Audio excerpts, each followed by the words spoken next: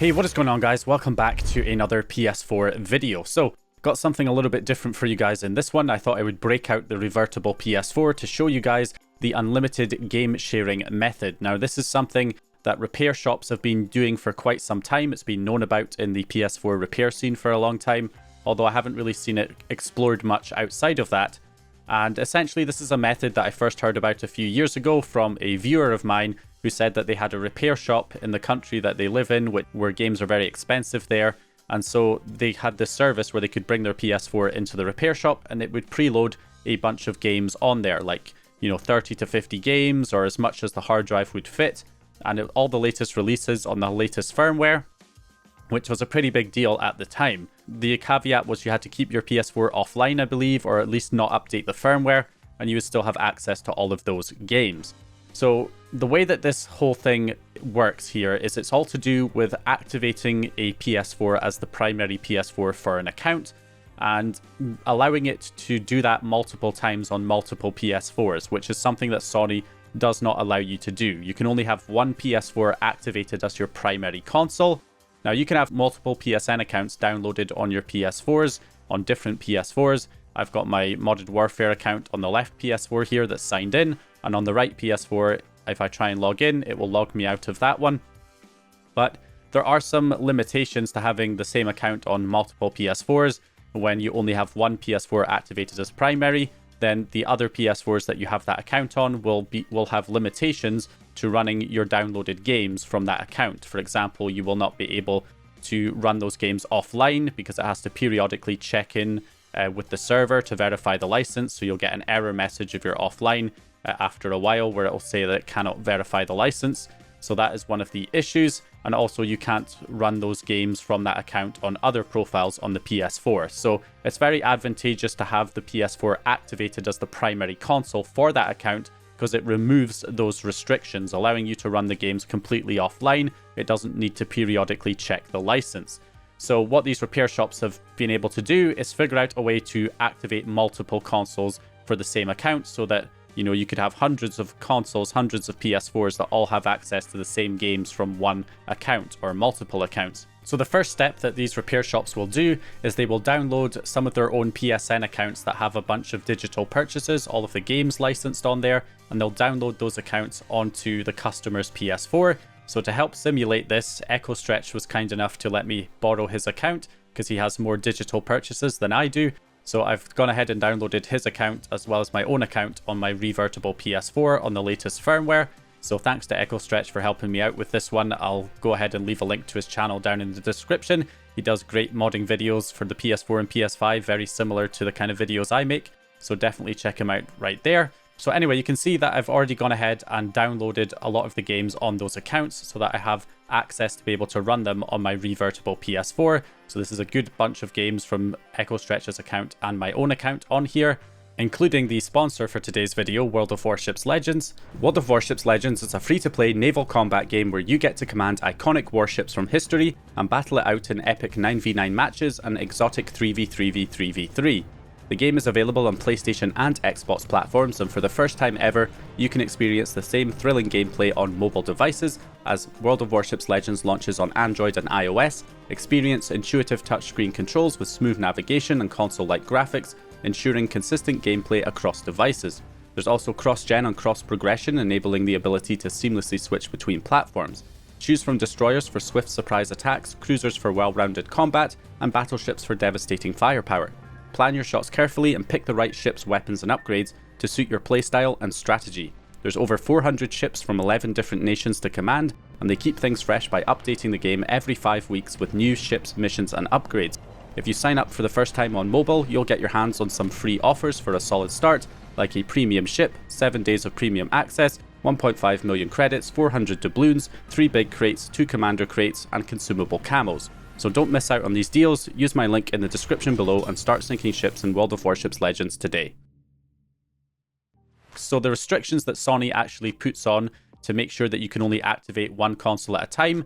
If I check my left PS4 here, you can see it is activated as the primary console for my account, for my Modded Warfare account here. So it is currently activated. So if I try and go on the other PS4 on the right and activate that PS4 as the primary console, when I try to do this, it's going to not allow me to. It's going to tell me that I have to first deactivate the left console in order to be able to activate the right console. So you have to deactivate the old console before it will let you activate the new one. Now, there is one caveat to that, which is obviously if a console breaks and it's activated, then you have no way of deactivating it. So Sony has to provide another method. And the method they provide is going on PlayStation.com, signing into your account there. And there's a devices section there where you have an option to deactivate your devices, and that will deactivate your console. However, they only allow you to do this once every 6 months. That is a limitation they put on there so that you can't have multiple PS4s activated at the same time and just disconnect your internet connection. Okay, so I already have Echo Stretch's account activated on my PS4, so my PS4 is primary for that account. I'm also going to do the same for my own account as well, so I'll have to first of all deactivate my account from the left PS4 in order for it to allow me to then activate it on my revertible PS4. And then once I get that all done and my right PS4, the revertible PS4 is activated, then we're basically all set at this point because we have all of the games downloaded and we have the PS4 set as primary, which means when we disconnect from the internet, we'll be able to continue to access those games that we've downloaded from those accounts. Okay, so now that I've got the accounts activated on this PS4 and I've got all of the games downloaded, what we're going to do now is back up the S-Flash and the Syscon as well as an image of our hard drive. This is what repair shops would typically do. They would just wire things up directly to the chip. Obviously, I've got my revertible PS4 that already has a hardware mod wired up to the NOR chip and the Syscon chip, which will allow me to do this quite easily. So all I've got to do here is unplug my PS4, flick this switch to on for the hardware flasher, and then if I remove the front plate here, you can see that I've got my hardware flasher chip there. All I need to do is plug that into my computer, and that will allow me to read and write to the Syscon and NOR chip. So at this point, what I'm going to do here is just use the Syscon writer from AppCarino, and I'm going to dump the full Syscon flash, and I'll just select a location on my computer to dump. So I'm just going to back up the Syscon here from when the PS4 is activated. So we're just going to go ahead and get that all done. Okay, and with that done, I'm going to also use SPI Way to back up my NOR flash as well from the NOR chip, which is a pretty similar process. I just use this spiway.bat file and get the information from the chip to make sure it's detected. And then I'm going to dump the actual chip itself. I'm going to dump the firmware on the chip using the dump option. I'll just give it a location again and call it sflash.bin. And I will create a backup of that as well. So now I have a backup of the firmware that's on the Syscon chip and the NOR chip, because these chips contain specific data for the activation, for the PS4 activation. So we're going to go ahead and back those up. So now that we have those backed up, the next step is to back up the hard drive image. Now, technically, there's two ways that this could be done. You could use a second hard drive to deactivate and then put the original hard drive back in. That's what repair shops would typically do because it's faster than imaging the hard drive. I don't have a second hard drive to use right now, so I'm just going to image my PS4 hard drive to create a backup of it with all of the games and the licenses. So to do this, I'm just going to use HDD raw copy, and I'm going to select the source as the PS4 hard drive, and then the destination is going to be a image file, which I'm just going to write to a hard drive on my computer, and then I can restore it later. So I'm just going to go ahead and do that, but that will take a while to run through. Okay, so now that that is all complete, I have rebooted the PS4 back up again. Now that we've backed up those three key pieces of data, our Syscon flash, our NOR flash, and of course our hard drive image. So now all I need to do is reconnect to the internet on this revertible PS4 and deactivate those accounts. So I'm going to deactivate my Modded Warfare account so that this PS4 is no longer the primary PS4 for that account. So I'm just going to go ahead and deactivate it, and then I'm going to do the same thing with Echo Stretch's account as well and deactivate his account from my console. And this will free up the accounts. They'll no longer be activated on a console, allowing them to be activated again on another PS4 in future. So we'll go ahead and do that. So now that that's done, now that the console's no longer activated, all we need to do is restore that backed up data, because when we restore that backed up data, it will essentially reactivate the console again, because that backed up data is the data from those chips when it was activated. So that is essentially how we can activate it offline. So all I need to do is basically repeat the process I did before, more or less, where I'm just going to, hook up my hardware flasher again back up to the computer. And for the NOR chip, I will just write the backup, the S-Flash backup that we took onto the NOR chip. So I'll just write that backup, only takes a few minutes.